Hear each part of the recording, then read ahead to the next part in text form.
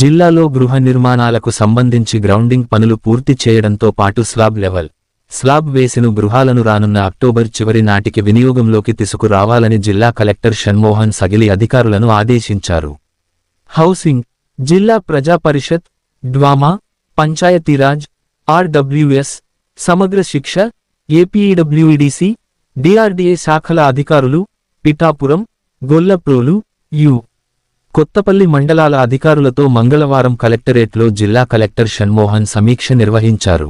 జిల్లాలో గృహ నిర్మాణాల గ్రౌండింగ్ పనులు 2014 నుండి 19 కాలంలో ఎన్టీఆర్ గృహాల సర్వే, ఉపాధి హామీ పథకం పని దినాలు, క్లోరినేషన్ ప్రక్రియ, మధ్యాహ్నం భోజనం నాణ్యత తనిఖీ, సంక్షేమ, వసతి గురుకుల పాఠశాలలో ఆర్వో ప్లాంట్స్ ఏర్పాటు వంటి అంశాలపై జిల్లా కలెక్టర్ సమావేశంలో చర్చించి ప్రస్తుత పనుల పురోగతిని అడిగి తెలుసుకున్నారు.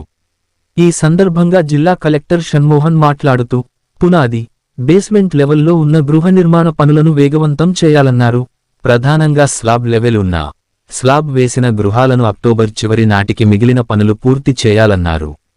అదేవిధంగా 2014 నుండి 19 మధ్యకాలంలో ఎన్టీఆర్ గృహ నిర్మాణాలకు మధ్యలో బిల్లులు ఆగిపోయిన వాటికి సచివాలయం స్థాయిలో సర్వే నిర్వహించి యాప్లో వివరాలను నమోదు చేయాలని జిల్లా కలెక్టర్ అధికారులకు స్పష్టం చేశారు.